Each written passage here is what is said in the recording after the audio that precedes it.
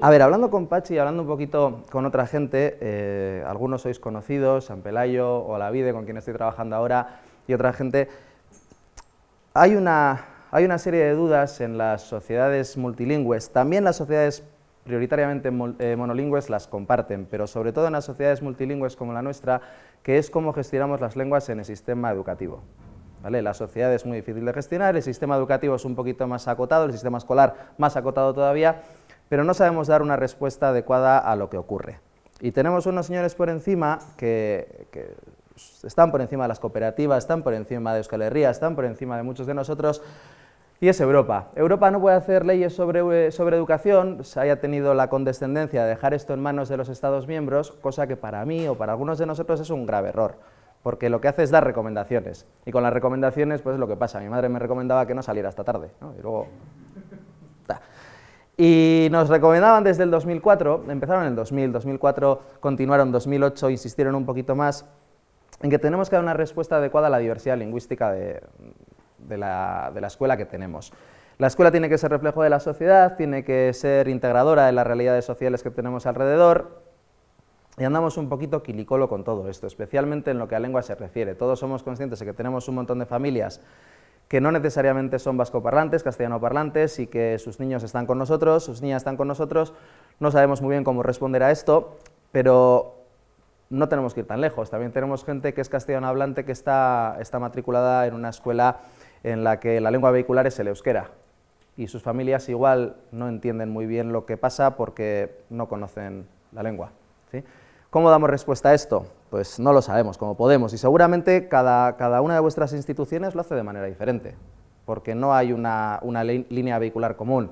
Más aún, tenemos una ley estatal que nos obliga a meter lengua extranjera dentro del currículum ordinario, y nos obliga a hacerlo de diferentes maneras, a veces recomienda, a veces obliga, tampoco sabemos cómo hacerlo. Metemos las horas que nos piden, algunos nos pasamos de frenada, metemos más horas, otros metemos lo justito, y lo hacemos como creemos que es la mejor manera. Bueno, la respuesta desde las facultades de educación a día de hoy es: no sabemos qué decir, ¿vale?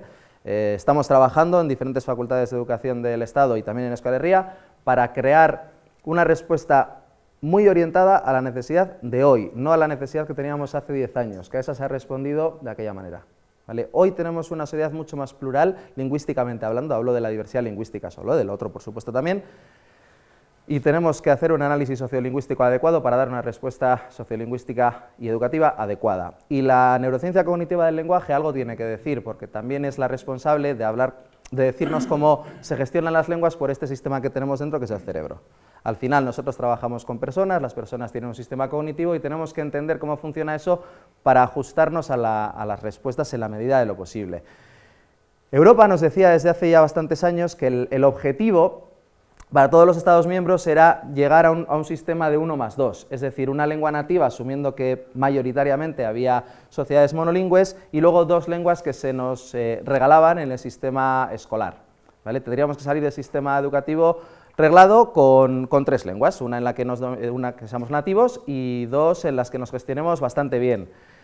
Nosotros jugamos con cierta ventaja, porque nosotros seríamos un 2+1. Si el número es 3 a llegar, nosotros partimos con unos número 2 de partida, entonces solo tendríamos que incorporar una lengua extranjera y con eso podríamos tenerlo hecho. Pese a lo simple que puede resultarnos, las comparaciones con otros países no son satisfactorias. Supongo que todos somos conscientes de que nuestro nivel de lenguas extranjeras no es comparable al de otras sociedades diferentes, y generalmente por lo bajo, ¿vale? No porque despuntemos por buenos. Y la pregunta es, ¿qué podemos hacer para cambiar esto? ¿Sí? Y esto, permitidme, pero yo creo que de lo poco que estoy convencido es de que no podemos seguir igual. Porque si seguimos igual, el resultado pues, será muy parecido al que ya conocemos. Y no es el mejor. Yo soy un hijo de un sistema en el que me enseñaron inglés en el cole, y luego mi madre se gastó mucho dinero en enseñarme, o sea, en que me enseñasen inglés en un centro privado de enseñanza de idiomas, y aún así mi nivel de inglés ahí anda, ¿vale? Justito para sobrevivir en un mundo profesional y así. No queremos eso a día de hoy. Hoy queremos que la gente utilice las lenguas como un vehículo comunicativo de verdad, o sea, no sea un aprendizaje como pueden ser otros contenidos que se trabajan con un libro, se abre, se cierra y se acaba. Queremos que perdure ese aprendizaje, queremos que tenga una razón de ser, una usabilidad, que luego hablaremos, y hacia esto tenemos que orientar el cómo hacemos las cosas. Y hablamos de metodologías. Los contenidos creo que están claros. Los contenidos lingüísticos son los que son, pero el cómo lo hacemos, en cómo nos enfrentamos a estos contenidos es la clave donde tenemos que trabajar sobre todo. Y mi perspectiva es desde la neurociencia cognitiva o la ciencia cognitiva del lenguaje. ¿Vale? Hay otras aproximaciones muy diferentes y de gente muy profesional que dice cosas muy sensatas. La mía en concreto se basa en entender cómo el cerebro gestiona las lenguas para intentar dar una respuesta lo más adecuada posible a esta duda de cómo hacerlo. Pero antes de esto, dejadme que os cuente unos resultados de un estudio que a mí me parecen bastante sorprendentes. ¿En qué fundamentamos los cambios? Hay una necesidad de cambio y es obvio que no podemos seguir haciendo las cosas igual, pero ¿a quién hacemos caso? ¿O qué hacemos para cambiar? Y a mí me viene bastante al pelo el dibujito esto del vudú, porque en el fondo también hay mucha pseudoterapia educativa, hay mucha metodología, mal llamada metodología, que nos han vendido, que nos quieren contar y que, bueno, pues es de dudosa validez científica. Cuando vosotras tenéis que implementar cambios en vuestros respectivos centros, al final a alguien tenéis que hacer caso, o algo tenéis que seguir, o a vosotros mismos, no lo sé, pero hay que hacer cosas. El inmovilismo no es la solución.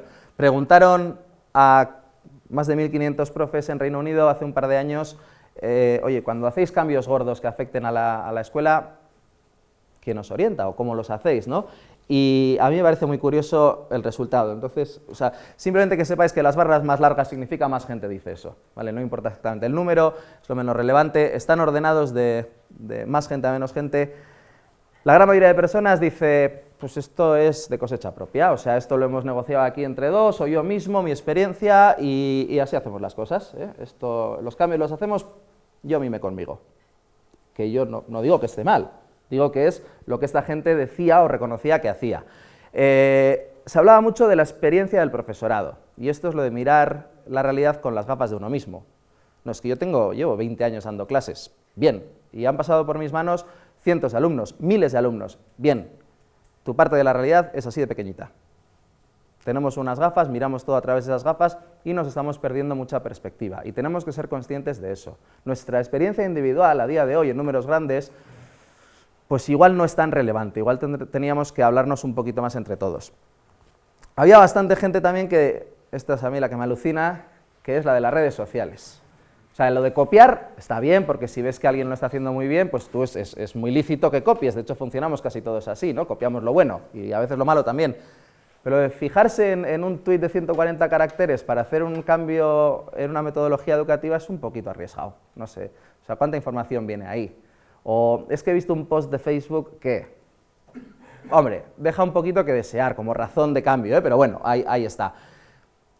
Está el audio con todas mis ganas, que son los materiales promocionales. Me vino una editorial, me regaló junto con los materiales grandes un volumen nuevo sobre nueva metodología y oye, ya que lo tenía ahí, pues lo implemento. Hombre, no sé yo si es muy fiable esto, porque sabemos todos que son empresas y por lo tanto tienen sus objetivos económicos y no necesariamente tienen por qué ajustarse a la realidad de hoy. O sea, tienen un estocaje de materiales también que tienen que sacar, esto es así. Y la que me da penita es esta, es que el consejo científico, el consejo experto, pues queda ahí relegado a un último lugar, ¿vale? A mí me gustaría que no fuésemos los científicos no tenemos por qué ser los sheriffs de todo esto, somos unos agentes más de todo esto, pero como agentes que somos implicados en esto, creo que la red se tiene que tejer incluyéndonos, y entonces en la comunicación entre todos los agentes implicados creo que estará la solución ideal, y no tanto la copia o lo que el material promocional decía, pero bueno. Vamos a las lenguas un poquito más. A ver, esto es una trivialidad, se dice que los multilingües somos malabaristas lingüísticos porque somos capaces de bueno, pues gestionarnos en un mundo complejo que es el de las diferentes estructuras lingüísticas a todos los niveles, desde los sonidos de las lenguas a las palabras, a las sílabas, construimos sobre esto hasta la estructura sintáctica, la prosodia, etcétera, y no lo hacemos tan mal, generalmente. Conseguimos evitar que se inmiscuya en el discurso algo de la otra lengua o las otras lenguas que no corresponden. A veces metemos la pata, obviamente, pero la gran mayoría de veces lo hacemos dignamente, ¿vale?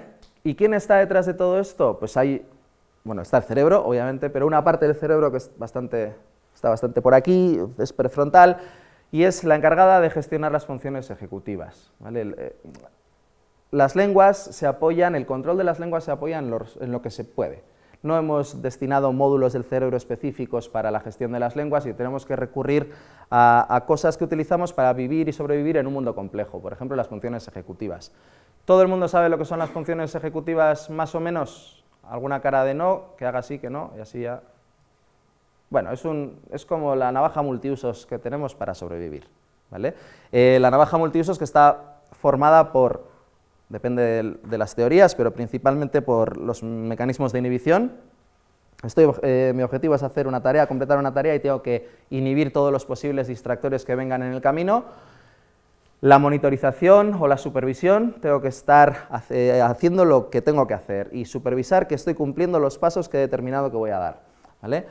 La memoria operativa, que es mantener un número de elementos relativamente pequeño, porque tenemos un span de memoria operativa, de memoria de trabajo pequeñito, pero esto es lo que nos permite tener ciertos elementos en juego en todo momento, ¿vale? Algunos tenemos más, otros tenemos menos, pero es un número bastante pequeñito y limitado, de hecho. Y luego la flexibilidad cognitiva para saber cuándo tengo que reorientar la acción. Cuando veo que la cosa no va bien, tengo que cambiar, ¿vale? Bueno, pues en la gestión de lenguas esto es fundamental. Las 4 cosas es fundamental. Tengo que monitorizar o supervisar mi discurso, inhibir todas las representaciones que no tocan, es decir, las otras lenguas o las palabras correspondientes en la otra lengua, no puede entrar. Tengo que ser flexible para saber en qué momento tengo que gestionarme entre lenguas, por ejemplo, en situaciones multilingües, y creo que la parte inicial de la sesión de hoy ha sido un claro ejemplo. Tenemos diferentes lenguas delante y tenemos que movernos entre ellas y hacerlo, de nuevo, dignamente o bastante bien. Y la memoria operativa es la que nos permite saber qué, cuándo, con quién, para luego hacer un cómo bien hecho. Os demuestro por qué esto se apoya en algo que no es lingüístico de por sí. Y entonces vamos a hacer una cosa, si no os importa, vamos a movernos un poco, algo no lingüístico que se basa justo en estas tareas. 2 comandos simples. Cuando veamos un cuadrado azul, levantamos la mano derecha. Cuando veamos un círculo rojo, levantamos la mano izquierda. Es súper fácil, ¿vale? No hay trampas del estilo de te voy a presentar un cuadrado rojo. O sea, es un cuadrado azul siempre y un círculo rojo siempre, ¿vale? Entonces, solo por confirmar. Cuadrado azul, ¿hacemos? Vale, ¿y círculo rojo hacemos? Venga.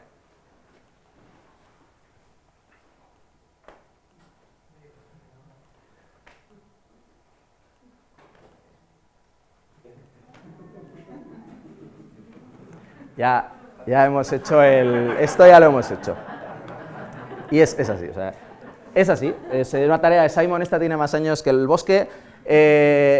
Ya en el 75 había gente que utilizaba esta tarea y realmente lo que demuestra es que, bueno, que nos dejamos llevar por cosas... Voy a quitar esto, que si no nos despistamos todos. Es lo malo de los GIF. Cosas superfluas, como dónde aparece, no os he dicho nada de la importancia de dónde aparece en la pantalla. El comando es la forma, o sea, con quedarnos con si es un círculo o un cuadrado ya lo haríamos bien. Y lo hacemos mal porque no podemos inhibir esas representaciones. Esto es muy bestia, desde aquí se ve muy bien, por cierto, o sea, es bastante gracioso. Pero se puede hacer con tareas un poquito más finas y medirlo con tiempos de reacción, incluso analizar el funcionamiento cerebral y nos encontramos unos efectos bestiales porque toleramos un poquito mal estas distracciones. Inhibimos, tratamos de inhibir, pero se nos mete. Vale, ahora vamos a hacer lo mismo, pero jugando con lenguas, ¿vale? A ver. Aparecen una serie de dibujos simples de objetos comunes y tenemos que decir su nombre en voz alta, ¿vale? Es bastante sencillo. Esto es todo en euskera, ¿sí?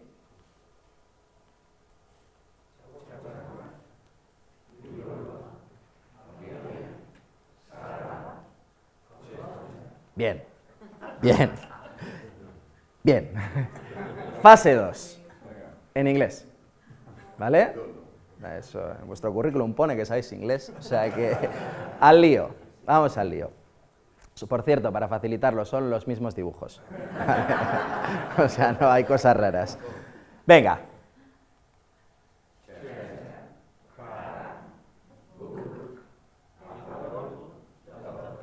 Bien, vale. Vamos a complicarlo un poco más, ¿vale? Ahora lo vamos a intentar hacer en función de la bandera. Si la bandera es la bandera británica, lo decimos en inglés, si es la icurriña, decimos en euskera. ¿Sí? De nuevo, los mismos, o sea, más fácil no puede ser. Venga.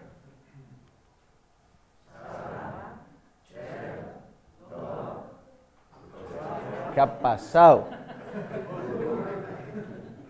¿Qué ha pasado ahí? Sabíamos cuáles eran. Y en algún momento tenía que aparecer el coche, ¿no? Y nos cuesta. ¿Nos ha costado? Sí. Por cierto, esto ya es curiosidad. ¿Qué cuesta más? ¿Cambiar a... ¿Qué os ha costado más? ¿Cambiar a euskera o cambiar a inglés?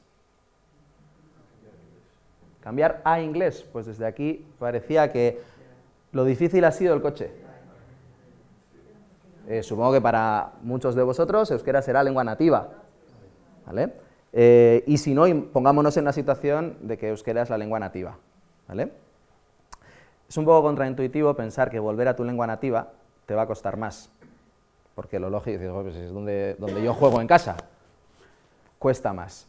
La explicación es un poquito compleja, y mi modo de explicarlo no sé si es el mejor, pero seguro que habéis estado alguna vez en un baño público en el que la puerta no cierra bien.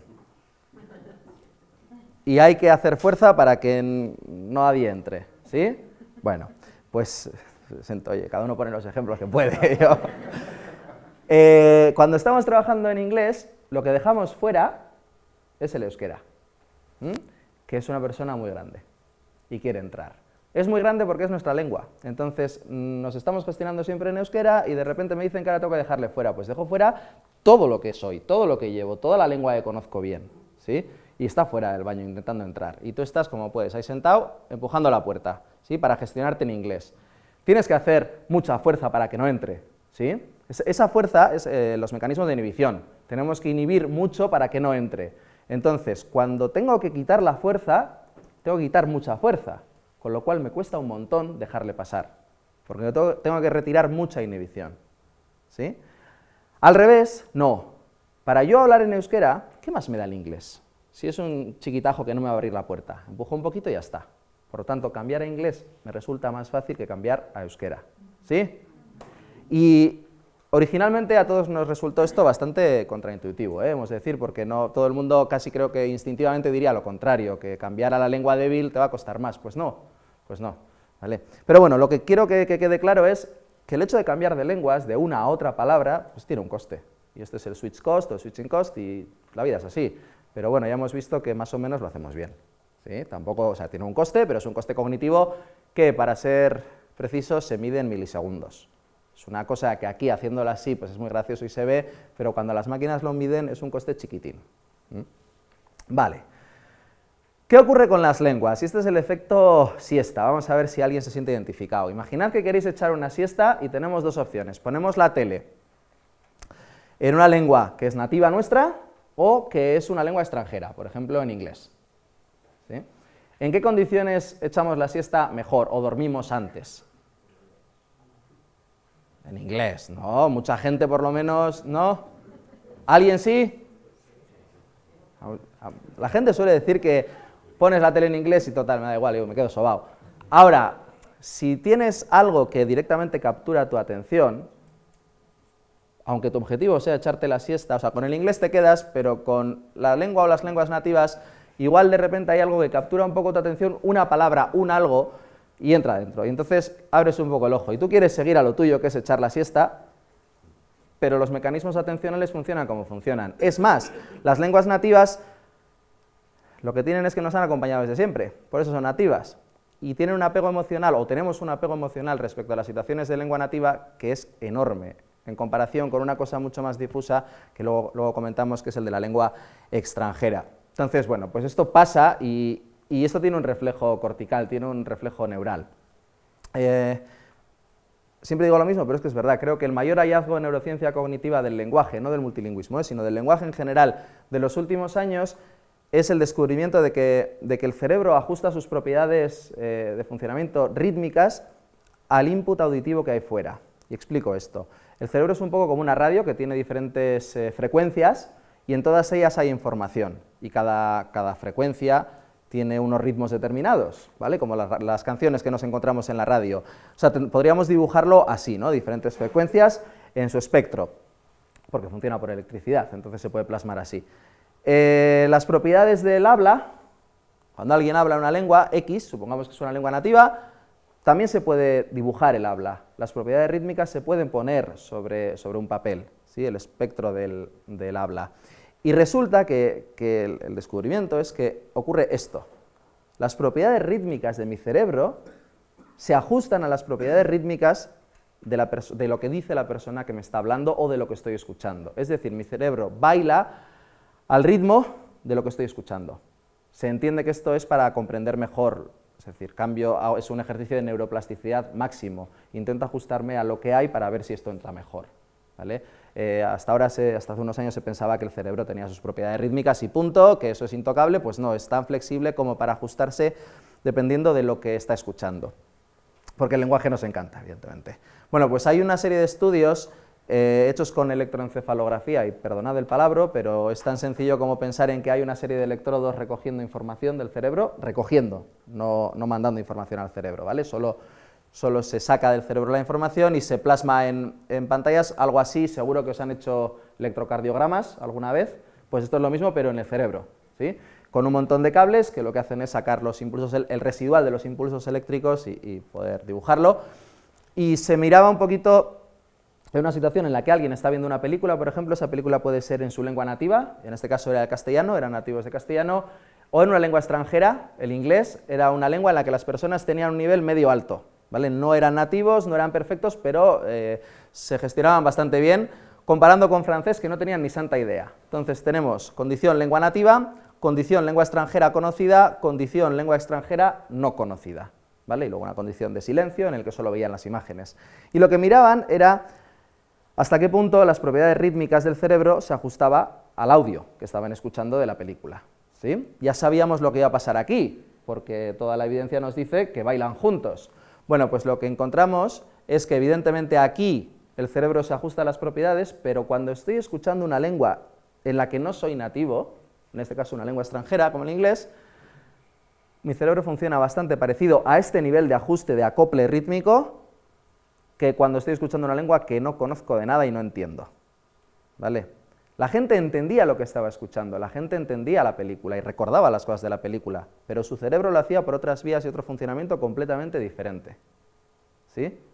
Es decir, comunicarnos en lenguas que no son nativas implica funcionamiento cerebral completamente diferente, ¿sí? Y esto es muy importante, porque la comunicación no podemos pensar que es lo mismo en una lengua que en otra. Aunque realmente luego en una prueba, en un examen, encontremos unos resultados aparentemente similares, el proceso es completamente diferente. Y eso es lo importante, ser conscientes de que los caminos que seguimos para llegar a la comprensión y a la expresión a veces no son los mismos dependiendo de la lengua. Hay una serie de estudios un poquito más complejos todavía, en la que utilizando la misma técnica se pone a la gente en situaciones de conversación de turnos, como en una conversación por teléfono, en la que primero habla uno, luego habla otro, y se van intercambiando los turnos, ¿vale? Y lo que se hace es esto, coger la información de las dos personas y se les pide que se comuniquen, que hablen uno con el otro, por turnos, sobre temas, oye, importantes para ellos. Y lo pueden hacer en su lengua nativa o en una lengua no nativa como el inglés. ¿Sí? Claro, cuando hablan en inglés pues andan un poquito más cojos, pero aún así se comunicaban bastante dignamente, ¿sí? Lo que encontramos es que, esto es un poquito de ciencia ficción ya, es que por supuesto mi cerebro se acopla al audio, es decir, a lo que me está diciendo la otra persona, sus propiedades rítmicas, pero más aún, mi cerebro baila a los ritmos que baila el cerebro del otro. Este es el efecto del cerebro social, que está bastante estudiado, y es que las propiedades rítmicas de mi cerebro, cuando estoy contigo, se ajustan a las tuyas, o bueno, dicho de otro modo, las tuyas y las mías empiezan a acoplarse entre sí, ¿vale? Y es alucinante, somos seres que estamos aquí para ser sociales, no para ser individuos, y tan sociales somos que nuestros cerebros están prediseñados para conectarse entre nosotros. El hecho de compartir sala con otra persona hace que los ritmos se ajusten, ¿vale? Y por supuesto, cuando el fin es comunicativo, más todavía. Los colores tienen que ver con la lengua, cuando estamos comunicándonos en una lengua que los dos somos nativos, respecto a el rojo, que es en una lengua que somos capaces de hablar más o menos, de entender bastante bien, pero que no es una lengua nativa. Entonces, ¿funcionamos de una manera social en contextos de lengua no nativa? Sí, lo hacemos, pero los puntos no son los mismos y la intensidad tampoco. De nuevo, una evidencia de que cuando no estamos trabajando con lenguas nativas las cosas son un poquito diferentes, ¿vale? A nivel core, a nivel central cerebral, ¿sí? Bueno, y esto es otra de las perogrulladas, pero es que no es fácil aprender lenguas. En cursos un poquito más largos hacemos el intento de aprender lengua, aprender una lengua nueva, ¿vale? Simple, una toy language, una protolengua, y la verdad cuesta un montonazo. O sea, yo no sé si alguno de vosotros está o ha intentado en edad adulta aprender lenguas, pero cuesta una barbaridad. No, y no es tanto por lo de los periodos críticos, periodos sensibles, que esa es una discusión que luego si queréis podemos hablar. También es que tenemos muchas cosas en la vida y no es lo mismo aprender de niño que aprender de adulto, simplemente por las responsabilidades también, ¿vale? Y luego hay otros periodos importantes. Lo que no puede pasar es lo que pasa con mi mujer, y esto me lo están grabando y un día me va a escuchar y me va a decir algo, pero por razones de trabajo muchas veces viajamos fuera y voy con la familia todo lo que puedo siempre, y bueno, cuando estamos en un sitio de habla inglesa, mi mujer es Doña Codos. Le preguntan algo y me hace con el codo así, y ella sabe inglés, o sea, se gestiona bastante bien en inglés, pero yo creo que es este efecto, es salgo corriendo, o sea, me toca hablar en inglés en nuestro caso, y ella intenta evitarlo por todos los medios, y siempre es, ¿por qué? Y no hay una respuesta, es porque no se siente cómoda, porque cree que otros lo vamos a hacer mejor, cuando realmente la pregunta era dirigida a ella, o sea, ¿quieres carne o pescado? Tú dirás, o sea, yo no voy a decir por ti, pero por si acaso el codo. ¿Por qué pasa esto? O sea, ¿qué sistema hemos creado en el que enseñamos lenguas y la conclusión es que la gente trata de evitar el uso de esas lenguas después? ¿Qué estamos haciendo mal o por qué ocurre esto? ¿Vale? Hay diferencias fundamentales sobre cómo adquirimos lenguas, y esto tenemos que tenerlo muy claro. No solamente que el procesamiento cerebral sea diferente, que puede ser una consecuencia de esto, sino que de punto de origen las cosas son muy diferentes. Aprendemos o adquirimos una primera lengua o unas primeras lenguas en un contexto familiar, desde el nacimiento, de manera claramente gratuita. O sea, tú estás ahí y esto te viene dado, ¿sí? Las lenguas extranjeras no suele ser así. Las segundas lenguas, depende en qué momento, en qué familias, igual no vienen así tampoco. Además, las primeras lenguas, en términos generales, pudiendo hablar y escuchar, se hace así, se hace mediante comunicación verbal, ¿sí? Los niños escuchan e intentan repetir o imitar algunos de los sonidos que encuentran a su alrededor, y siempre se basa en la comunicación verbal pudiendo hablar, ¿vale? Estamos hablando de situaciones en las que no hay una imposibilidad para ello. En el caso nuestro, de los euskaldunes, por ejemplo, lo podemos hacer en una situación en la que en la misma casa conviven dos lenguas, ¿sí? Y es genial, aparentemente no hay problema, y yo creo que todos somos conscientes de que sobrevivimos en un entorno multilingüe desde pequeñitos sin mayor dificultad. Luego hay gente que habla del retraso en el desarrollo del lenguaje. Si queréis después hablamos de esto, porque no es cierto. Ya doy el salto hasta el final y digo, no es cierto. Los hitos en el desarrollo lingüístico de las personas monolingües y bilingües de cuna, son iguales. Llegan a los mismos hitos lingüísticos importantes al mismo momento, ¿vale? Entonces, bueno, no, los argumentos de los bilingües no aplican. Pero ¿cómo adquirimos otras lenguas no nativas? Pues a veces de una manera tal vez exageradamente institucionalizada. Es decir, en un sitio que es un centro de enseñanza de lenguas o una escuela o algo así. ¿Sí? No siempre se hace en un contexto familiar, desgraciadamente. ¿Y esto qué implica? Pues que lo hacemos de la manera en la que se nos instruye en ese tipo de sitios. Y generalmente es así, con papel y boli. ¿Sí? Tenemos una sobreexposición a la letra escrita y utilizamos la escritura como base de muchos contenidos a trabajar. Y esto, cabe pensar cuánto se desvía de lo que originalmente era el lenguaje. ¿Vale? No quiero ser un poco pesado con esto, pero en el periodo, bueno, la escritura es de antes de ayer, en la evolución humana. La lectura y la escritura es un invento muy reciente, aproximadamente hace unos 6.000 años que está ahí, y se inventó con otros fines. Evidentemente no se inventó para trabajar matemáticas, ni para trabajar historia, ni para trabajar euskera o inglés. Se inventó para el comercio, para dejar constancia de la propiedad de unas cosas Y luego de ahí lo hemos utilizado como un gran método para dejar mensajes para el futuro, para el trasvase de información, a través de generaciones y tiempo, hasta que hemos llegado a nuestros tiempos de ahora y lo que hacemos es trasvase de información inmediata, a través de los libros, a través del texto escrito, y esto tiene un impacto, no podemos pensar que es gratuito.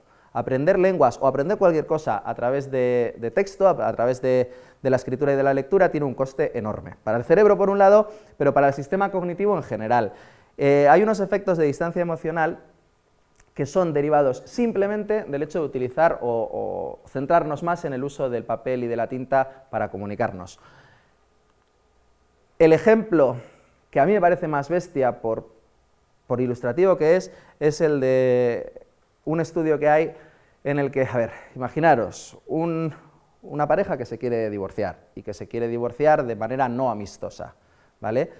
Tienen que poner en orden ciertas cosas económicas, etcétera, etcétera, y bueno, pues al final recurren a un mediador, ¿vale? Hay países en los que es obligatorio pasar por el mediador para solucionar este tipo de conflictos, de demandas de divorcio, y hay gente que se dedica a lo mío, que está tan mal de la cabeza, que hace estudios en estas situaciones, ¿vale? Entonces, cogieron a bastantes personas que estaban en trámites para un divorcio no amistoso, y esto es importante, tenían que llegar a una decisión porque aquello tenía que tener un punto final, y algunos de ellos les dejaban tomar la decisión con el mediador como se venía haciendo, que es hablando, ¿vale? A otros, en cambio, les decían que toda la comunicación con el mediador y entre ellos tenía que ser siempre por escrito. El objetivo de esto es resolver el conflicto lo antes posible, ¿sí? Es decir, hay que abandonar un poquito esas emociones tan negativas que podemos tener en este conflicto para, bueno, pues ser lo más objetivo posible o llegar al mejor fin posible. ¿Podéis intuir qué grupo es el que logró llegar al fin antes? Sí, ¿no? La gente que lo hacía por escrito, y podemos intuir todos por qué es. Porque hablar es gratuito y decir barbaridades me cuesta muy poco, y encima si hay algo, o sea, te tengo delante y hay algo de económico de por medio, pues bueno, pues aquello es un Cristo, ¿sí? La gente que lo hacía por escrito llegaba mucho antes a la resolución, y el conflicto se valoraba, o sea, la resolución del conflicto se valoraba como mucho más exitosa por todas las partes, ¿vale? ¿Por qué? Por ese distanciamiento emocional que implica a veces escribir. Cuando estamos leyendo, no estamos escuchando. Cuando estamos escribiendo, no estamos hablando. Los ritmos son diferentes, el procesamiento es completamente diferente y, por supuesto, la velocidad es completamente diferente. Con lo cual, centrar la enseñanza de lenguas en material escrito puede tener ciertas complicaciones añadidas, como este distanciamiento emocional. Y, vale, no todo va de divorcios. ¿Es importante o no es importante que nos distanciemos emocionalmente cuando estamos adquiriendo o comunicándonos en una lengua extranjera? Bueno, los efectos todos nos dicen lo mismo, sí, es súper importante, y además no sabíamos que podía ser tan importante. Y es porque generalmente, perdón, lo que hacemos es volvernos un poquito ordenadores, ser un poquito más analíticos y menos deontológicos, menos instintivos, menos impulsivos, si queréis, cuando estamos hablando una lengua extranjera o una lengua no nativa que no es mi lengua de casa, o mi lengua, el plural, ¿no? Mis lenguas de casa.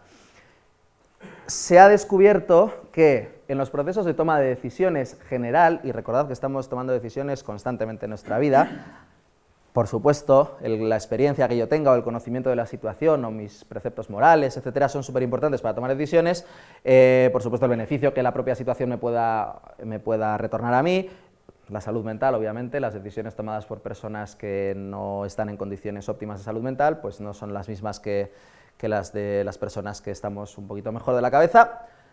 Y la lengua, lo pongo en rojo y en grande porque es súper importante. Esto es el gran hallazgo de los últimos 4 o 5 años, es que los efectos de procesamiento de lengua extranjera o de lenguas no nativas trascienden a la comunicación en sí y empiezan a afectar a la toma de decisiones con todo el impacto social que esto puede tener. Os pongo 2 ejemplos que pueden caer casi en lo divertido, pero pensad detrás lo que hay. Uno de los efectos grandes es el de las emociones primarias. Por ejemplo, el asco o la repulsión, ¿vale? Esta es una dentro de las categorizaciones de emociones básicas, esta es una de las más universales, ¿sí? A casi todos nos da bastante asco lo mismo, a través de culturas también, por eso es muy importante hablar de la repulsión, porque realmente es que a todos nos da asco más o menos lo mismo. O sea, podéis pensar en qué os da asco a vosotros. Si me echáis una mano y me decís cosas que os den asco, asco de verdad, o sea, que no puedes con. Vómito, bingo, o sea, asqueroso, tal cual. Más cosas. Roedores, en general, a bastante gente, mucha gente, sí. Más cosas. Bueno, aquí entramos ya en el terreno del individuo que dice, no, pues a mí esto no me da asco y de hecho me encanta. Vale, pero en general hay 4 cosas que se sabe que dan asco a través de culturas y sociedades, ¿vale? Una de ellas es la comida podrida, creemos que es porque te pones en el plano de que vas a comerla, entonces realmente se te mueven mucho las cosas por dentro. Todos los fluidos corporales, y aquí la imaginación es libre, vosotros podéis imaginaros tantos fluidos como queráis, pues todos ellos nos dan bastante asquito. Roedores y reptiles, algunos reptiles también dan bastante asco en general. Y lo de los insectos, esto también es bastante generalizado. De hecho, hay gente que con esta imagen esto es un GIF animado, o sea, es un bicho que se mueve que no es de verdad, pues hay gente que le da mucho asco ver esto, simplemente porque parece que está en movimiento, entonces, bueno, el cerebro lo interpreta como que podría estar vivo y da bastante asco para algunas personas. Bueno, pues hay gente de mi campo que se dedica a hacer cosas divertidas y empieza a preguntar a la gente, pues bueno, pues ¿por cuánto te comerías esto? ¿O comerías esto sí o no? Este tipo de cosas, ¿vale? Lo que hacíamos todos de críos, pues lo mismo, pero ahora publicando artículos medianamente serios. Y preguntaban, por ejemplo, si comeríamos, ante la necesidad, teniendo hambre, ¿comerías carne artificial, sí o no? La información que te daban era carne artificial, no te daban mucha más información. Agua reciclada. Se les ofrecía la posibilidad de, ante una situación de sed, beber agua reciclada, y yo siempre pregunto lo mismo, mi primera pregunta sería, ¿de dónde? Porque agua reciclada no es muy informativo. Pero bueno, en cualquier caso, a mí es que esa me da mucho asco. Y galletas de insectos, que a mí personalmente me da bastante igual, pero bueno, hay gente que le pone los pelos de punta. Y entonces les decían, bueno, sí, no, pero ante una situación de verdad, de oye, tienes hambre y tienes que beber, joder, no es que estamos aquí a las 4 de la tarde ya con la tripa llena, no, no. A ver, gente que dice no, ni de coña, o sea, por encima de mi cadáver. Carne artificial, el 40% de la gente dice que no. En términos generales, de la muestra que se testó, decía que no. Cerca del 20% era incapaz de beber ese agua reciclada y luego, sorprendentemente, para mí, el 55% de personas ni para atrás comen las galletas de insectos, ¿vale? Que, por cierto, podéis comprarlas en el Carrefour porque las venden, de verdad, ¿vale? Vale, ahora lo único que hacían era decirles, oye, vamos a otro grupo muy grande y se lo vamos a preguntar en una lengua extranjera. Una lengua que entendían perfectamente.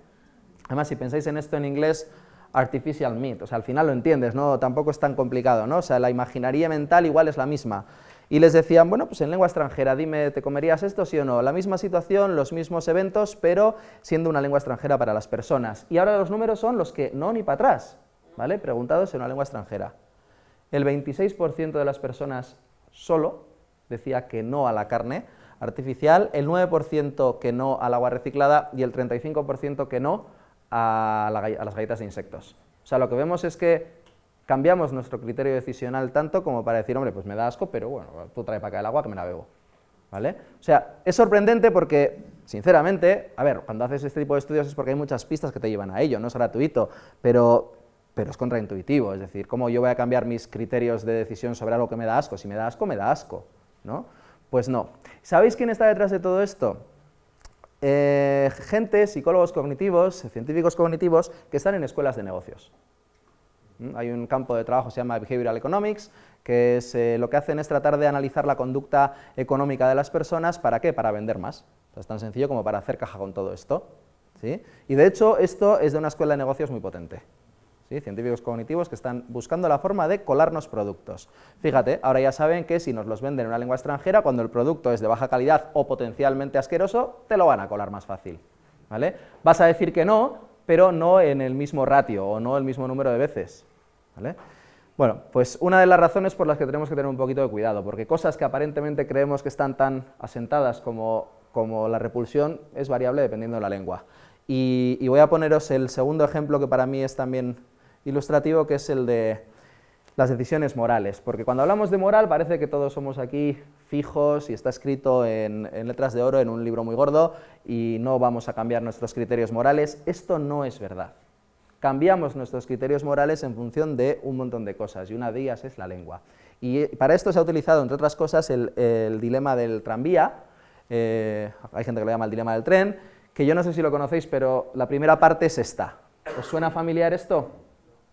Bueno, es una situación muy sencilla. Tú eres esta persona que está ahí, que está como que no quiere ver lo que pasa, pero te estás ahí, no sabes por qué. Tienes una palanca en la mano y hay un tren o un tranvía, que es este, que está sin frenos. Si nadie hace nada para remediarlo, este tren continuará por esta vía donde hay 5 personas atadas. A ver, yo qué sé, el que se inventa estos dilemas, ¿por qué hay 5 personas atadas y no saben? No lo sabemos, la situación es esa, ¿vale? No conoces a nadie, por cierto, porque también la gente pregunta, ¿y si le conozco? No conoces a nadie. Si nadie hace nada, o sea, si tú no haces nada para remediarlo, el tren pasa por aquí encima y las 5 personas morirán, ¿sí? Ahora, tú tienes esa palanca.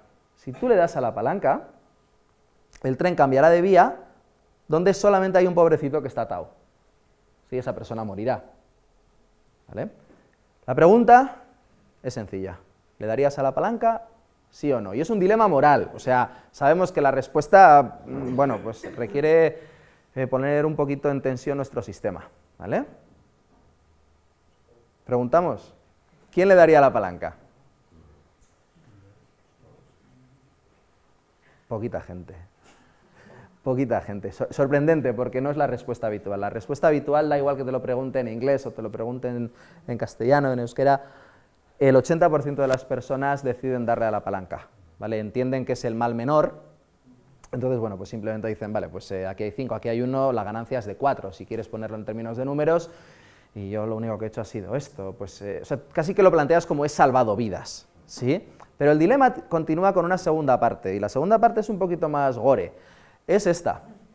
El dilema se pasa a llamar The Fat Man Dilemma, y es el dilema del hombre gordo, y es que realmente la única forma de detener este tren, que de nuevo no tiene frenos, hay 5 personas que no sabemos por qué, pero están ahí, la única forma de detenerlo es empujar, tú que no quieres ver la situación, empujar a la persona que es tan grande aparentemente que el impacto contra el tren detendrá el tren, pero esa persona morirá,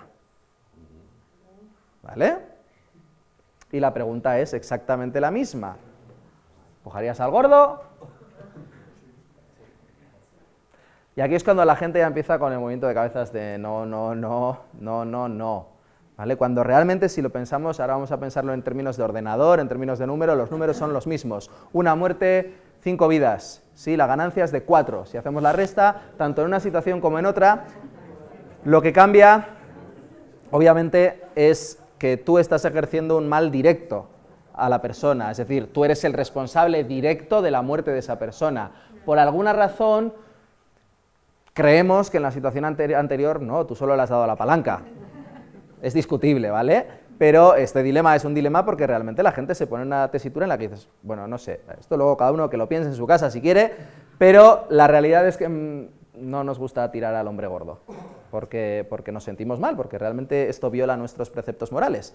Y cuando te lo preguntan en una lengua que es tu lengua nativa o una de tus lenguas nativas, solamente el 20% de personas deciden empujar al hombre gordo, ¿vale? Es decir, antes el 80% le dan a la palanca y ahora justo la inversa, solamente el 20% empujaría a la persona grande, ¿sí?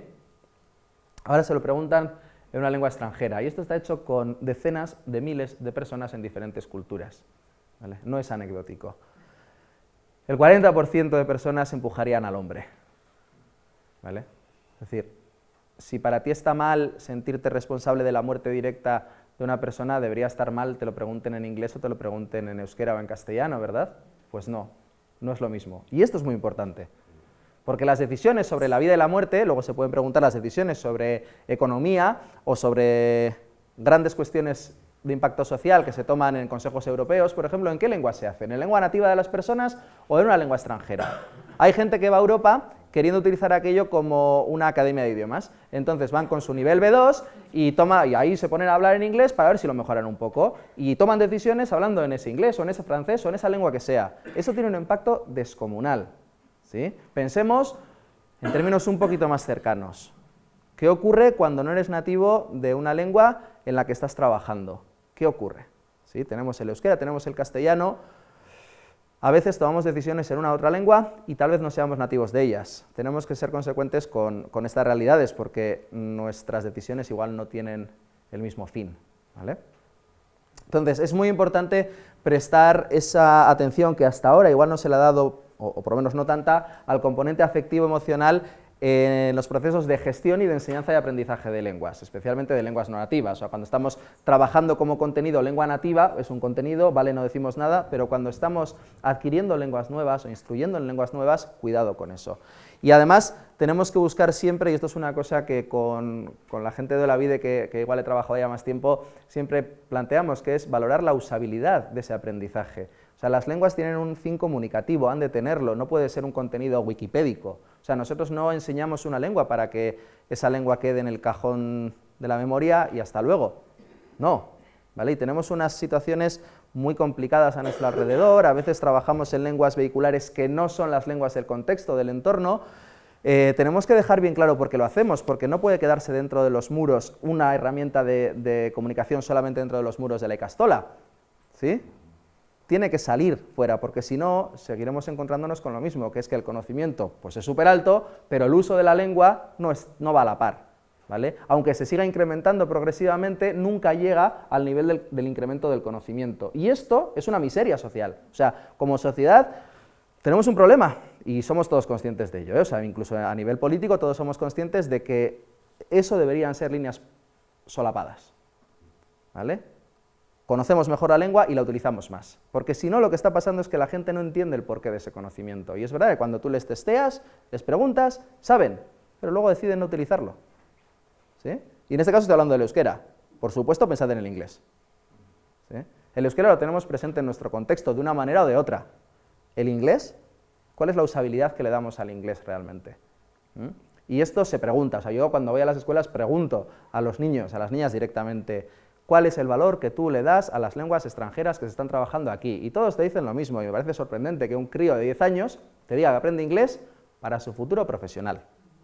Me parece sorprendente, porque no tendría que ser así, ¿vale? Tendrían que darte un razonamiento mucho más banal, más para hablar con no sé quién. No, están pensando en aquello que nosotros igual les transmitimos a veces, o que se escucha en la calle, que es para cuando seas mayor. Claro, pues cuando sea mayor ya me das la maleta cuando salga y ya lo aprenderé después, ¿vale? No, nos hemos despistado, y esto no es generalizable, o sea, ¿vale? Hablo simplemente de, en términos generales es así, luego cada uno puede decir, yo individualmente en mi centro lo hago diferente, fantástico, pero sí es verdad que cuando preguntas a los críos, y haced el esfuerzo de preguntar, ¿por qué? ¿Para qué? La respuesta a veces nos sorprende porque nos planta en 15 años más adelante. ¿Y cuál es la respuesta educativa a la enseñanza de lenguas y a esta ruptura entre usabilidad y contextos afectivamente cargados o diferencias entre lenguas nativas y no nativas? Pues la que podemos, porque tampoco nos han instruido en esto. O sea, lo que nos dan son normas que tenemos que seguir. Nos dicen, tenemos que meter un montón de lenguas y tenemos que hacerlo cuanto más mejor, pero no te dicen el cómo. ¿Cuál ha sido la respuesta tradicional? A ver, imaginemos una situación como esta, en la que casi todo era en una lengua X, y de repente pues incluíamos en el currículo o en el horario unos momentos determinados en otra lengua. Esto nos suena a todos, ¿no? Seguramente muchos de nosotros somos hijos de este sistema. Pasamos a... algunos todavía están aquí, otros han ido un paso más adelante, en el que lo que hemos hecho ha sido meter más horas. ¿Sí? Tan sencillo como esto, meter más horas de lengua extranjera, por ejemplo, o de otras lenguas, y entonces el contenido como tal se trabaja más tiempo. Luego algunos han dado un paso más, que es incluir asignaturas en esa o en esas otras lenguas. ¿Sí? ¿Nos suena esto? Aquí la palabra mágica es science, y seguro que a muchos os suena esto, ¿no? Hacemos science en el cole. Vale, mola. Bueno, pues muchos estamos aquí, y está muy bien que estemos aquí, porque respecto a esto otro es un cambio. En tiempo ya es un cambio, y en aproximación es un cambio, mucho mejor. ¿vale? Pero tenemos que saber dónde estamos. Estamos acercándonos al uso del inglés como un medio de instrucción, que es, no te voy a enseñar inglés, sino te voy a enseñar en inglés, por ejemplo, ¿vale? Y inglés lo podéis cambiar por otras lenguas que me da exactamente igual, ¿vale? Es simplemente trabajar un contenido académico en una lengua diferente de la lengua nativa de las personas, ¿sí? Y que además no conocen por completo todavía, estamos trabajando también la lengua al mismo tiempo, es decir, es un 2 por 1. Históricamente se ha ido llamando desde English Medium of Instruction a Content-Based Instruction, a ahora nos gusta más la terminología CLIL, o en castellano es AICLE, que es Aprendizaje Integrado de Contenidos y Lenguas Extranjeras, del inglés Content and Language Integrated Learning, que la palabra crítica de aquí es integrado. Y esto es fundamental. Es muy complicado, o sea, el CLIL es terriblemente complicado. Si alguno de vosotros, si en vuestros centros se hace a dedo quién va a dar Science o quién va a dar una asignatura en inglés o en esas lenguas, cuidado con esto, ¿vale? Una certificación lingüística X, o sea, un nivel C1 de una lengua, no te faculta para hacer esto, ni mucho menos. Ahora hablamos de esto, ¿eh? Pero el cambio de paradigma es absolutamente positivo, vamos a darle un sentido, vamos a darle una usabilidad a esa lengua, de tal manera que vamos a trabajar contenidos que son relevantes para todos y son nuevos, muchos de ellos son nuevos, y además lo vamos a hacer en una lengua que, oye, también tiene un componente novedoso para todos nosotros, con la esperanza de que vayamos ganando en las dos vías, en la parte lingüística y en la parte del contenido no lingüístico que estamos trabajando. Pero esto no es gratis, o sea, evidentemente los ritmos no pueden ser los mismos, los procedimientos no pueden ser los mismos, etcétera, etcétera. Entonces, dejadme que simplemente deje bien claro qué es y qué no es CLIL. Lo que no es repetir el contenido, es decir, hacemos Naturcienciak y Science, ¿vale? No, dos veces lo mismo no es, porque siempre de fondo tiene que haber, se dice que es el X más 1, tenemos que tener un elemento y además algo sobre lo que pivotar y algo nuevo. Si no metemos ese componente nuevo, esto se cae, no es CLIL, ¿vale? Es decir, hay que aportar contenido nuevo. No es una clase de lengua exclusivamente, es una clase en una lengua, al menos en una lengua, ¿vale? O sea, no tenemos que parar y me bajo del barco, simplemente utilizo el contenido como excusa para enseñarte una estructura gramatical. A veces sí, a veces no, a veces se invertirá, ¿sí? No es un dogma de fe, es que yo hago CLIL. Pues bien por ti, pero no es que creas o no creas en CLIL, es que simplemente no se puede hacer de otra manera a día de hoy. O sea, ya venimos de lo otro, estamos aquí, esto es una realidad y es un paradigma, no es una creencia. Esto se tiene que formular de una manera metodológicamente replicable después. Tú tienes que ser capaz de hacer esto hoy y mañana y tienes que documentarlo y tienes que trabajarlo previamente, ¿vale? No es llegar al aula y buena suerte. Y no es cambiar los estándares, que significa no es cambiar la evaluación. Los estándares de certificación o de evaluación académica, por ejemplo, no es eso, ¿vale? Porque entonces es hacernos trampas al solitario, ¿sí? Lo que hay que hacer es ajustar los procesos. Y la crítica general yo creo que está aquí, que es que mucha gente cree que al final ni conseguimos trabajar la lengua y por supuesto el contenido queda años luz de lo que antes se hacía cuando todo esto era campo, ¿vale? De cuando se hacía en una sola lengua. Y esto es fundamental para mí, no es innato. O sea, no puedes ponerle a la persona que tiene una certificación lingüística hacer eso así porque sí, porque algunas personas lo harán de una manera maravillosa por unas características que tienen personales X, pero sinceramente esto hay que entrenarlo, ¿vale? Esto hay que parar, bajarse del barco durante un tiempo, hacer un ejercicio de reflexión y formarse, ¿vale? Repito, porque es importante, CLIL no supone bajar el nivel ad absurdum, hasta un punto que es irrisorio. No es eso, lo siento, ¿vale? Si estáis haciendo un cambio en la evaluación hasta ese punto, os habéis saltado las normas básicas del CLIL, porque entonces no estamos integrando contenidos nuevos, ¿sí? Y ahora dejadme que termine hablando de las malas costumbres que esto seguro que a alguien le suena, ¿no? Sí. Lo de las malas costumbres en educación es doloroso. Es doloroso porque incluso profesionales del campo educativo hay cosas que lo tienen metido, no sé, como un tatuaje. Parece que hay cosas que siempre han sido así y tiene una lógica, tiene que ser así, o sea, por algo tiene que ser así. Y a veces incluso buscamos una justificación para esto, ¿vale? Nos gusta el sesgo de confirmación, que es, no, porque yo he visto una razón que me da la razón. Bueno, pues igual hay 18 razones que te la quitan. A ver, ¿os suena el One Subject, One Language? Pensemos en modelo B. Pensemos en modelo B clásico, en el que cada hora o cada X tiempo se hace en una lengua y se va alternando entre lenguas, ¿sí? Esto es lo que es una secuencia de monolingüismos. Esto no es bilingüismo efectivo, esto no es bilingüismo real, es ahora A, luego B, luego A, luego B. Ahora pensemos en una situación de escuela modelo D, pero con inglés incluido en el currículum, siguiendo metodología CLIL. Seguimos en A, B, A, B, ¿sí? Secuencia de monolingüismos, no hemos cambiado nada, ¿vale? Sabemos hacia dónde nos ha llevado el modelo B en muchos casos, no perdamos el foco. La evidencia lo que nos dice es que esto no se sostiene, no hay ninguna razón ni cognitiva, ni de aprendizaje, ni de resultados que apoye el hecho de que cada asignatura se dé en una única lengua sin mezcla de lenguas, o sin abrir la puerta a la presencia de las otras lenguas. Al revés, los estudios están demostrando que se llega al menos al mismo punto. Los aprendizajes son igual de válidos, igual de buenos si queréis, cuando les haces una prueba después, el aprendizaje que hay es el mismo, al menos, cuando permites la presencia de otras lenguas dentro del contexto asignatura, ¿vale? Con lo cual, no cerremos la puerta al multilingüismo real dentro de, yo qué sé, clase de matemáticas, clase de lengua, clase de... porque no tiene sentido, porque estamos violando una realidad máxima, que es que vivimos en una situación multilingüe, ¿sí? Y que queremos ir hacia una sociedad cada vez más multilingüe. Y si esto es una realidad, otra realidad igual de grande es lo del One Person, One Language, que siempre es gracioso, porque al final, con algunas personas de aquí ya lo hemos trabajado alguna vez, que es cuando alguien te viene a decir que se está meando y le dices, es barkatu euskeraz, y le ves así. O sea, ya nos hemos comunicado, ha quedado claro el mensaje, ahora podemos parar y yo me puedo poner todo lo borde que quiera hasta que tú me digas cómo era yo naite que vaya la es, ¿vale? Pero igual es tarde. Y lo que estamos haciendo es que haya un roce, es que nos demos un cabezazo contra la pared, porque estamos penalizando el uso de ciertas lenguas, porque a mí solo me puedes hablar en X lengua, ¿sí? Pensemos en inglés, me da exactamente igual, es lo mismo.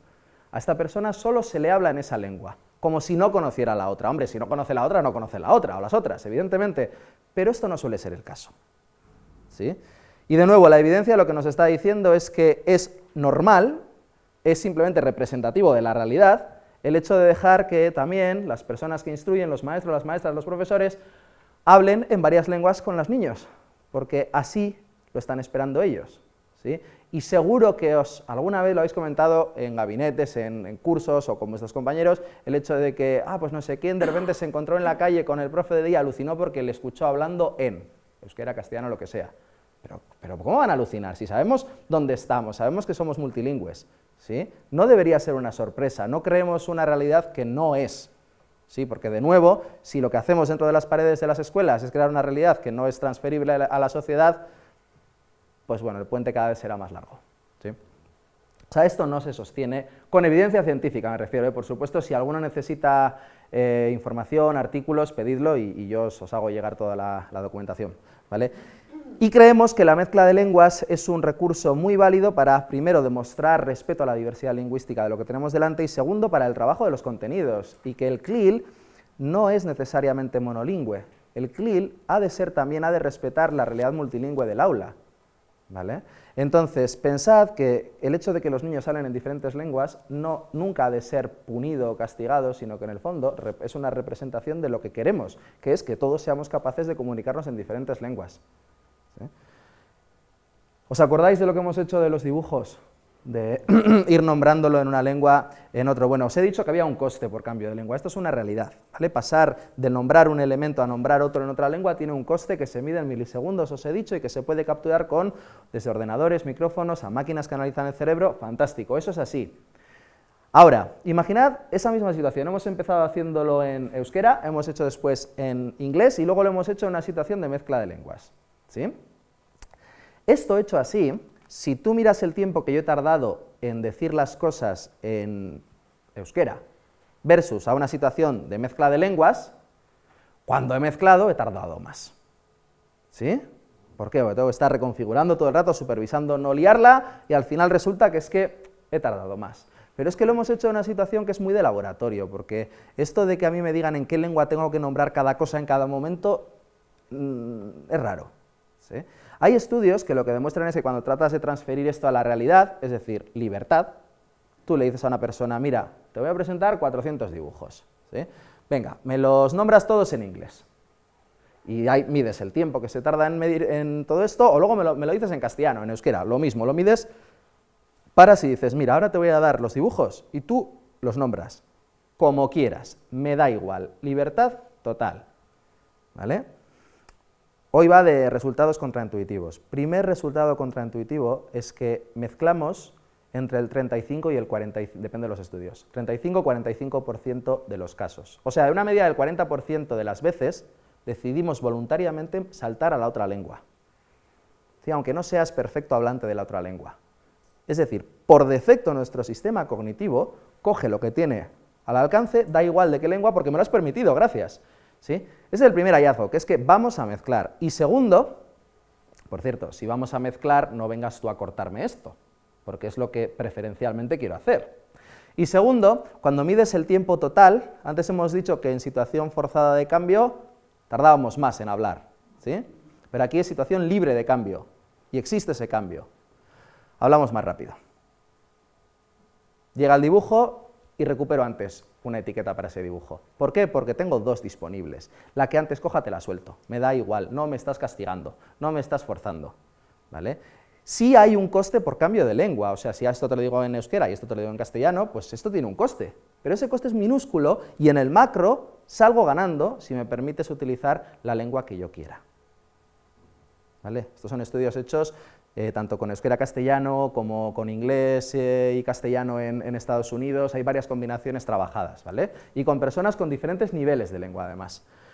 Y bueno, el extremo de todo esto es el translanguaging, que igual alguna de vosotros conoce, que simplemente consiste en, vale, tengo diferentes lenguas que son vehículos comunicativos en el aula, ¿por qué no permito una libre circulación de ellas?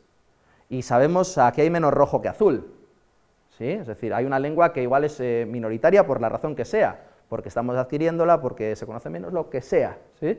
Pero dejar la libre circulación de esas lenguas en el aula lo que está demostrando es que pedagógicamente es mucho más respetuoso con la diversidad lingüística y mucho más favorable a la hora de adquirir conocimientos, que también nos preocupa mucho, y respeta mucho los procesos. Se está trabajando en muchos países de Europa con y en translanguaging, aquí nos está llegando muy poquito a poco, pero imaginad una situación CLIL, ¿vale?, mezclada con translanguaging. Hacia eso deberíamos ir, ¿vale? Parece que es la situación más idónea para el aprendizaje, la enseñanza-aprendizaje de lenguas extranjeras y además de contenidos, que es lo que queremos. Pensad siempre que la relación entre lenguas, usabilidad y emoción es muy estrecha en la lengua nativa o las lenguas nativas, porque hemos nacido así, hemos crecido así, claro, es nuestro vehículo de comunicación en familia, en sociedad.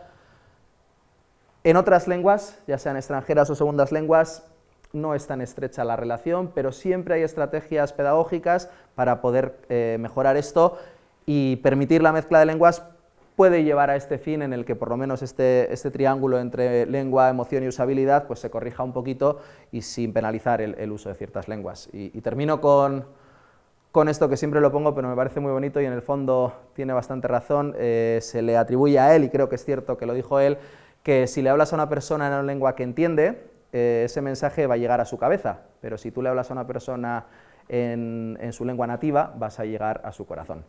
Esto, claro, evidentemente es mucho más bonito dicho así que de otra manera, pero lo que está diciendo es que si queremos tocar el componente afectivo emocional de las personas, tenemos que trabajar con las lenguas nativas también. Y si queremos construir conocimiento, mejor empezamos a darle mucho valor al sistema afectivo emocional. Entonces, trabajar cosas única y exclusivamente en lenguas no nativas tiene un peligro muy grande, ¿vale? Es que ricasco.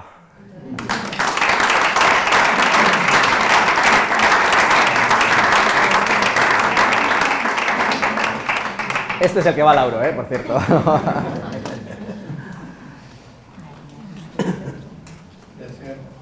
Bueno, galderan txanda.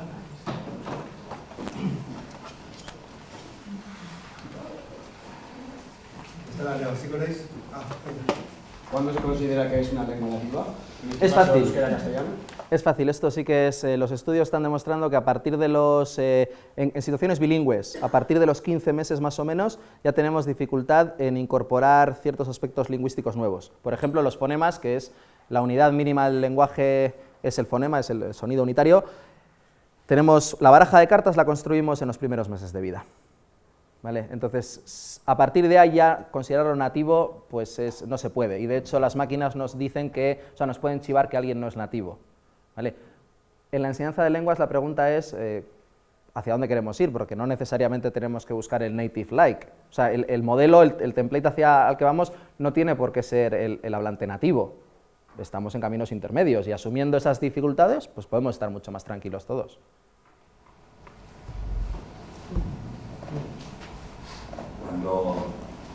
Hablando del último ejemplo que has puesto, ¿no? del hecho de utilizar dos lenguas, ¿no? en la aprendizaje de ellas, y bueno, muchas veces nos fijamos en obligarle a que utilice una lengua con un profesor o simplemente de una asignatura. Yo tengo una duda, y bueno, imagino que me lo ha pasado a todos, ¿no? Directamente es una estación diglótica, ¿no? Donde hay dos lenguas, una más potente o más poderosa que la otra. En la escuela, lógicamente, ellos tienden a utilizar pues, posiblemente la potente, ¿no? La fuerte. En ese caso, si dejamos libertad, ¿cómo podemos conseguir que realmente la lengua que se vaya a hablar vaya a ser la que queremos que se hable, que realmente sea, en este caso, la que menos fuerza tiene? Lo primero es poner a prueba eso, ¿vale? O sea, que de ser una observación anecdótica o hipótesis, demuestres que realmente van a ir a lo fácil. Siempre cabe preguntar si lo estamos mirando con los ojos nuestros, que ya estamos viciados. Tal vez los niños, las niñas no vayan siempre a lo más fácil. Eso cabe preguntárselo, o sea, merece la pena probarlo para ver qué pasa, porque a veces nos encontramos... ¿Puedo? Sí. Yo creo que habitualmente lo vemos. O sea, yo creo que la tendencia es a que si no hay una especie de, no sé, de cortapisas o de tal, ellos utilizan la lengua que realmente... Te voy a... Ahora me toca devolvértela.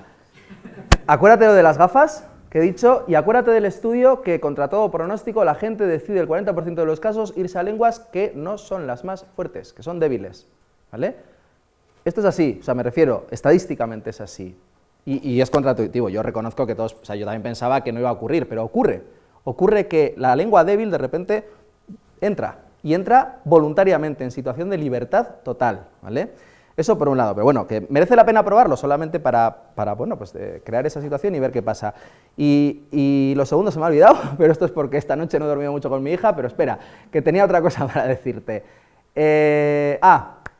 Los estudios lo que sí demuestran es que hay un par de estudios en Reino Unido que lo que sí demuestran es que al final el aprendizaje de esa otra lengua, de contenido lingüístico per se, no es diferente al que conseguirías en otra situación un poco más cerrada. Es decir, le dedicas menos horas, porque es cierto que le dedicas menos horas, porque al final tienes que convivir con el multilingüismo, pero opción 1 puedes espaciarlo a través de todas las asignaturas si quieres, o de todo el calendario, y encima, aunque no lo hagas, el resultado sigue siendo el mismo, ¿vale? No tienes por qué salir perdiendo. Ahora, de nuevo, si a mí algo me devuelven siempre una lengua, yo tengo que trabajar en llevarte a mi territorio, o hacia donde yo quiero ir, y yo soy el artista en eso. Se supone que tú eres el maestro, tú eres el profesor, el guía, en el que, bueno, pues tienes que estar entrenado, o sea, esto no es instintivo, pero tienes que estar entrenado para que, aunque tú me lo devuelvas en una lengua X, si yo quiero llevarte a la lengua Y, pues yo te lo tendré que devolver en la lengua Y, y si le doy una usabilidad a esa lengua, vas a acabar yendo a esa lengua, pero tienes que darle la usabilidad, el por qué, ¿vale? Una cosa que me ha gustado de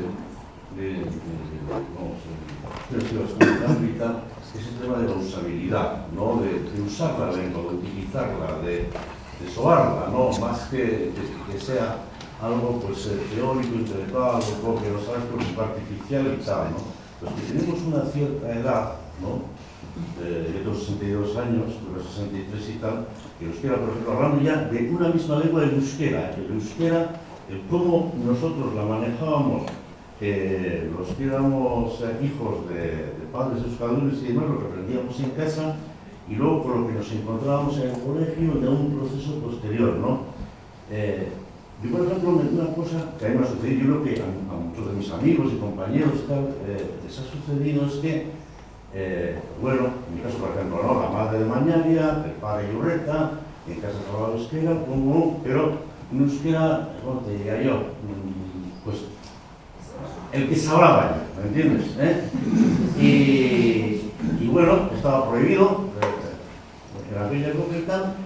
Y luego, pues bueno, en este proceso y tal, loco, cuando la democracia y demás, pues que era basura y tal, y muchos de nosotros, pues, nos apuntamos a ECA, a cosillas, para aquí, para allá, pero nos costaba. En casa hablábamos y hablábamos siempre, teníamos que hacer un esfuerzo, pues para, no sé, para ver los de tal manera, sobre todo a más gente que no nos dedicamos luego a la enseñanza, al mundo de la gestión y tal, que siempre volvíamos y volvíamos a nuestro euskera y tal, ¿no?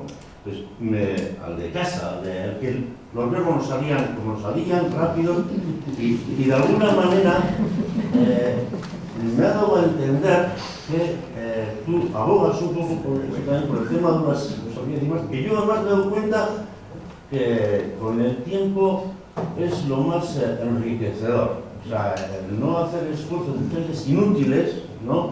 Sino hablar con libertad, sin miedo, y porque al final es lo que te va, ¿no? Porque a veces hemos oído el discurso contrario también. Sí. De hecho creo que un freno, a mí me parece un freno. En instituciones públicas, el modelo de la institución pública, aquí sí que es verdad que nos ha enseñado siempre un euskera estandarizado, normativo, muy distinto al de muchos hablantes. Por no decir de casi todos los hablantes, ¿no? Excepto a los que se les ha enseñado ese euskera en concreto, esa variedad. Ahora hemos dado un cambio y yo creo que ETV, por ejemplo, y la radio es un buen ejemplo de todo esto porque se han abierto las puertas desde hace ya unos años, 5 o 4 años, a las variedades dialectales, de tal manera que todo el mundo se siente un poquito más representado y, por tanto, más cerca del potencial de uso. Más cómodo. Más cómodo, y aún así, lo que tenemos que entender, en el caso del euskera, en el caso de cualquier otra lengua, es que si aceptamos, es lo de que le decíamos antes del native like, si aceptamos que ir a unos estándares, sean los que sean los más altos del mundo mundial, normativos, no es posible. Por ejemplo, en inglés yo no voy a decir ciertos fonemas bien, porque mi producción de esos fonemas requeriría una inmersión total durante un montón de tiempo, no voy a poder hacerlo, o en francés, yo no puedo decir o sea, no, hay cosas que me dicen los franceses tal, yo no puedo repetirlas, ¿sí? Si aceptamos que esa ventana se me ha cerrado relativamente pronto en la vida, tan pronto como 12, 14, 15 meses, voy más tranquilo en este viaje. O sea, sé que no lo voy a hacer de manera normativa, no me va a sacar la foto, va a salir un poquito borrosa, pero la comunicación sigue primando, con lo cual me descargo de responsabilidad también. Yo y los que están trabajando conmigo en esas lenguas, ahí está la clave. Es que tenemos que orientarlo hacia lo que queremos, pero la primera pregunta como sociedad es hacia dónde queremos ir. Sí, pero el reto que también tenemos es, por una parte, ofrecer un modelo correcto, ¿no? Porque al final, lo que en estos momentos en la sociedad, sí, claro que queremos comunicarnos y la comunicación tiene que ser el objetivo, pero lo que en estos momentos la sociedad nos está pidiendo en todo momento, tanto me da igual, por titulación B1, B2, C1, es que lo hagamos en términos correctos. O sea que sí, que está muy bien que se hayan abierto en ETV, en la radio pública y todas estas, euskalkietarako leio horiek zabaldu dira, oso ondo, baina euskalkietan jarduten degunean eredu baldin bagara ere, eredu zuzen bat eman gara da. Hau da, momentu bakoitzaren registro bat dakazulako ere bai. Baina zuzena izatea ez da bikaina izatea, ez da? Ez, baina zuzena bai. Osa, norbaitek jarri behar du zein den marra hori, eta zuzena baldin bada marra, zuzena erakargarria izan liteke, hor dau, esan aldot ondo. Baina hortik paseu eta edertasun batera paseu, pues igual ezinezkoa da, ez dakit, ala igual ez, baina bajatu behar dugu marra hori. Eta zuzena ez da bikaina. Balantzean dago gakoa, karo.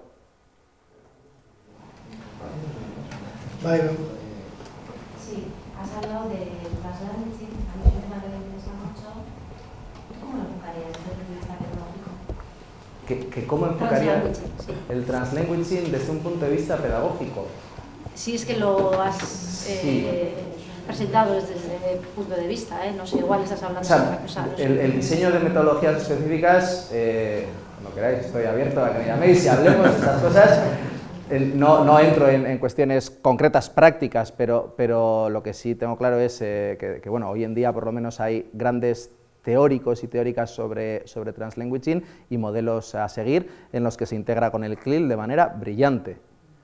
Así lo enfocaría, cogiendo una asignatura entendida al viejo uso y trabajando en diferentes lenguas en esa asignatura, permitiendo la movilidad libre de las lenguas por parte de los alumnos y siendo tú el gestor de eso, intentando repartir turnos y devolver en la forma que tú consideras que es más oportuno para un trabajo lingüístico determinado, así, preparándolo. Generalmente con los recursos que tenemos es complicado. ¿Por qué? Porque ni siquiera a veces somos nativos de esa lengua, tenemos ciertos problemas nosotros, tenemos una persona para gestionar 25 o 30 personas, bueno, eso está claro, igual hay que otorgar más recursos especialmente a los espacios que queramos trabajar así.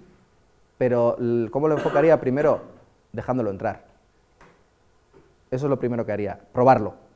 Porque hay mucha gente que directamente se ha negado a probarlo pensando que ni van a trabajar la lengua, ni van a trabajar el contenido, y bueno, pues al final eso lleva al inmovilismo, que no creo que en este caso sea lo correcto. ¿Vale? En cosas concretas no te puedo decir porque creo que es un trabajo que hay que hacer analizando primero lo que tenemos delante, y eso sí lo hemos hecho con otra gente que tenemos aquí, es analizar primero lo que demandan de nosotros las familias, que hay mucho trabajo, porque como gestores de centros a veces creemos que quieren de nosotros una cosa, pero luego lo que están realmente pidiendo es otra cosa.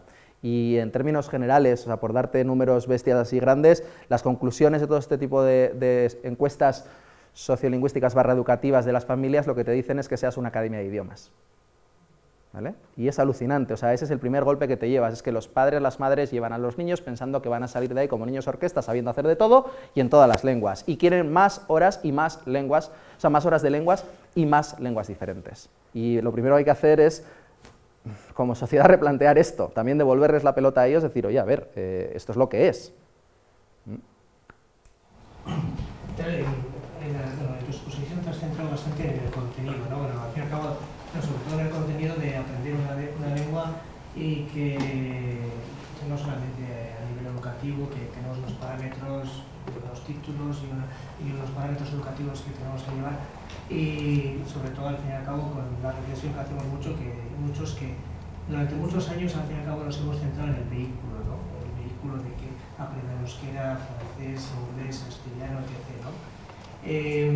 Yo tengo una reflexión porque me parece que al fin y al cabo no sé si va por ese sentido, pero lo que me ha tocado vivir es que en países al fin y al cabo en los cuales no hay una, o sea, cuando los padres no son bilingües, no saben una tercera lengua o una cuarta lengua, digamos, en nuestro caso tercera, o digamos en algunos países determinados, no existe tanta transmisión al fin y al cabo, tanto a nivel, digamos, de los hijos, tanto a nivel de la tercera lengua, que la cual todo se quiere de que aprendan, ¿no? Aprendan inglés o la lengua determinada. Eso lo habéis analizado sobre todo, porque me parece que es el caso, por ejemplo, de Inglaterra. El caso de Inglaterra que es el antagonismo de aprender idiomas. Los ingleses tienen uno de los peores niveles de segunda lengua extranjera que existen. O sea, eso está real, hay estudios en ese sentido, ¿no? O sea, porque ellos dicen, English World Language, o sea, es la mía y bueno, y yo soy el rey, ¿no? En ese sentido, esas afirmaciones de que es muy importante todo lo que se haga en el bastón, en los centros educativos, pero también es muy importante la usabilidad y que al fin y al cabo exista en las familias un dominio determinado de una tercera idioma para seguir una transmisión, pues, para conseguir el objetivo de una media comunicación. Idealmente pues sería maravilloso, porque creo que cuando al final tú estás más cercano a esa realidad le vas a dar un valor diferente, ¿vale? Pero igual no jugamos con esas cartas a veces y aún así tenemos que seguir jugando esta partida. La cuestión es que, y he empezado con eso, es lo que nos están diciendo desde instituciones mucho más globales de lo que puede ser Erkide, ¿vale? Lo que nos están diciendo a nivel macro europeo, diciendo, a ver chicos, que vamos hacia el multilingüismo y hacia la diversidad lingüística, que eso es una realidad, porque es la única manera de respetar las lenguas minoritarias, de darles valor, de que no se pierdan las cosas, de seguir gestionándonos en un mundo multilingüe. Los ingleses están entrando y no sobrevaloremos al Estado español. Quiero decir que es un ejemplo claro de por qué las lenguas extranjeras aquí se han funcionado fatal, porque tenemos un sistema de doblaje, porque bla, bla, bla, bla. Este tipo de cosas son las que acaban con una sociedad multilingüe, o por lo menos imposibilita el valor social del multilingüismo, y ahí es donde nosotros tenemos que luchar en contra. Suerte tenemos aquí que por lo menos tenemos otras lenguas presentes en los contextos cercanos y por lo menos podemos hablar del multilingüismo viéndolo. Pero tú imagínate en sitios donde solamente se hable una lengua como vehículo general de comunicación y no haya presencia, ¿qué valor le va a dar una familia al multilingüismo? ¿Vale? El único valor que se le estaba dando en muchos sitios hasta hace poquito, y en algunos sitios se sigue, es el valor del futuro profesional que decíamos antes. Pero eso no es una razón suficiente para que yo me moje ahora a trabajar en esta lengua, a aprender esta lengua, porque, hola, tengo 8 años, por ejemplo, o menos, ¿sabes? Ahí es donde hay que hacer un poco de pedagogía familiar. Ahí es donde tenemos que parar y discutir con las familias el porqué de las cosas. Y yo siempre digo que, o a mí por lo menos me da la impresión de que las familias no hacen con nosotros una concesión temporal de sus hijos. Aquí los tienes un tiempo. Es que tenemos que estar todos los agentes implicados. Empezaba diciendo que los científicos también, pero también las familias tienen que estar implicadas en todo esto para saber de qué va esto. Creo que falta transmisión a las familias del valor del multilingüismo muchas veces. Del multilingüismo en el sentido que se va a trabajar en los centros, ¿vale? Y de poner el modelo lingüístico del centro como abanderado del proyecto educativo también. Es decir, esto estamos haciendo y lo hacemos así, porque lo queremos trabajar y tenemos que darle valor al proyecto lingüístico del centro, ¿vale? Para que las familias lo vean, y si lo ven, tal vez lo vivan. En este modelo multilingüe, donde no podemos asociar el idioma a una persona, con lo cual el modelo que planteamos es profesorado intermultilingüe. Si no, no se puede garantizar el languaging o cualquier otro tipo de... Sí, Pasa un segundo te entiendo. grado, profesor de inglés, y habría que reforzar que todo el profesorado, o un porcentaje muy alto, sea multilingüe. Sí, a ver, estamos hablando que dentro de los extremos hay un continuo muy grande, entonces tendríamos que movernos en un continuo en el que cabe la posibilidad de que ocurra esto, pero por supuesto todo el mundo tiene que tener su espacio en este continuo y sobre todo durante el proceso de cambio, ¿entiendo? ¿Vale? O sea, no podemos hablar de... No, digo al final, digo al final. Idealmente sí, lo que pasa es que nunca vamos a poder dar respuesta a toda la diversidad lingüística de los niños porque habrá niños que vengan de otras culturas, de otros países con otras lenguas que nosotros no sabemos, esto también es así, pero eso no significa que sus lenguas no tengan cabida, aunque yo no entienda lo que me están diciendo, porque darme a mí la oportunidad de expresarme en mi lengua nativa, aunque sea el chino y tú no entiendes nada de chino, me dejas una ventanita para que yo te cuente mi poema favorito, mi canción favorita, lo que sea, y te la explique después en la otra lengua, me has abierto la puerta y te lo agradeceré siempre, aunque tú no lo hayas entendido. ¿Vale? Para los que somos muy cuadriculados, a ver si no sé si te parece excesivamente correctamente la idea. Nosotros tenemos una suerte, Unicastola sí tiene la opción de que tiene prácticamente toda la totalidad de su profesorado bilingüe al menos. Euskera castellano es un paso que lo tenemos totalmente atado, muy atado. La pregunta es, ¿tú crees que deberíamos abrir un proceso en el que Unicastola, por ejemplo, Lauro o cualquier otra, arranque diciendo a partir de ahora en todo el horario escolar, porque ya tenemos una base, todo el profesorado sería capaz de ejercer bilingüemente? ¿Eso es lo que estoy entendiendo, por ejemplo, como propuesta? Has entendido bien, pero déjame cualificar y matizar, pues es importante. ¿Me vas a meter más rayas? No, creo que es muy importante tener en cuenta también cuál es la misión de las icastolas, ¿vale? A nivel de euskaldunización de la sociedad, o sea, eso no se puede perder de vista, eso tiene que ser una realidad que guíe la acción. Pero eso, si lo entendemos en el contexto de lo que estamos hablando, no significa que única y exclusivamente se pueda y deba hablar en esa lengua, ¿vale? Se puede llegar al mismo fin haciendo vías un poquito más libres y abiertas, pero sí, idealmente, una persona podría venir hablándome en castellano en icastola y no necesariamente ser castigado o castigada por ello, ¿verdad? Ahora, yo tendré que gestionar eso y llevarlo hacia donde yo quiera llevarlo, entonces ahí está mi trabajo, ¿sí? Pero la penalización O sea, penalizar por comunicarse es duro, ¿no? En ninguno de sus términos, pero la discriminación positiva sí. Sí, por supuesto, claro. Al débil habrá que darle un salvavidas. Si la cuestión de todo esto es crear una estrategia, diseñar una política lingüística de centro. Es que la clave es tomarse esto tan en serio como parar y decir, vamos a hacer esto de una manera ordenada, estratégicamente. Y el objetivo de un centro puede ser maximizar una lengua A, el de otro centro una lengua B. Fantástico, pero haciéndolo sabiendo para qué se está haciendo. Nik ez dakit, nik daukagun sistemaren alde itzen duke pixkat. Nik uste dut, Euskal Herriak daukan eta ikastola daukagun sistema oso ona dela. Eta ez da berdinen noski, abaltziketa eta Bilbo. Hori ez da berdina, hori egia da. Baina eske orain abaltziketan, lehenengo hizkuntza ez da euskara eta gaztelera. Lehenengo hizkuntza da arabea, da errumaniera, da alemaniera.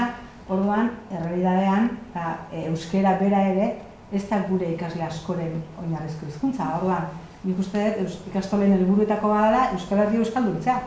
Eta ez dut esaten zigortu behar da, baina gure hizkuntzan ez baldin badugu gutxienez, orain arte mantendu dugu, indarra mantentzen, ez dugu euskaldunduko. Asko egin dugu, baina ez dut uste oraindik atxafogo jotzeko moduan gaudenik. Gure ikastolan gela batzutan, eguneko 30 ez da euskalduna eta ez da gazteleraz eta inglesez ere ez. Osa da, Europaz kanpo. Hor, Baina norberaren betaurrekoak kenduko ditugu hain momentu batez, eta irudi orokorra ikusteko... Betaurrekoak txikien izenetio dauzket espainolak, norbera badakit. Nik betaurrekoak euskalduna nahi ditut, besteak badauzkak. Esan nahi dut, ikastola bezala. Ez dut ikusten gaizki esaten duzuna. Oson behitzen zait, komunitate elebakarretan. Espainian, Madriden, zoragarri dutzen zait. Baina guk, nolabait esateko, irakaskuntzatik lortzen ez duguna, ez dugu lortzen irakaskuntzatik kanpo.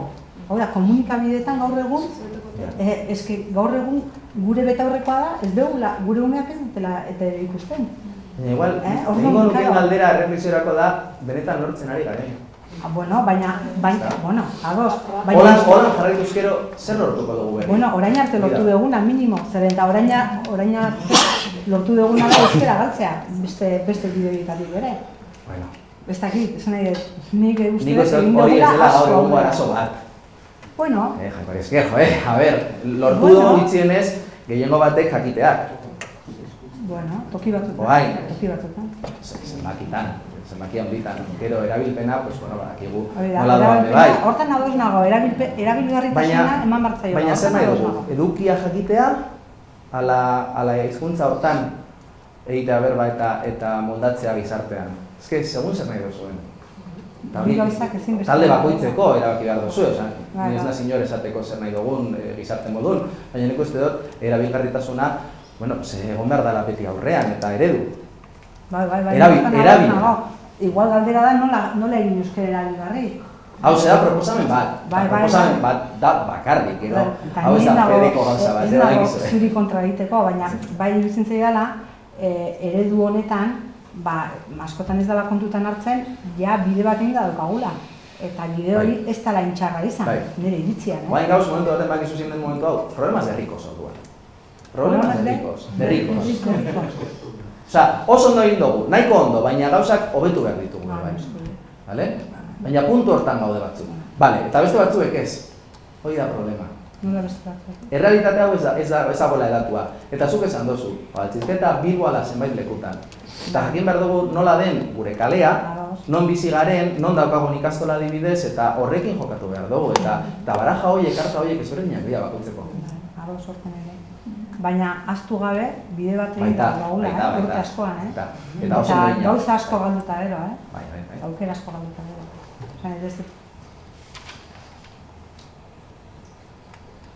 Steik? Bueno, eta gogoratu, kanpo kaltaren,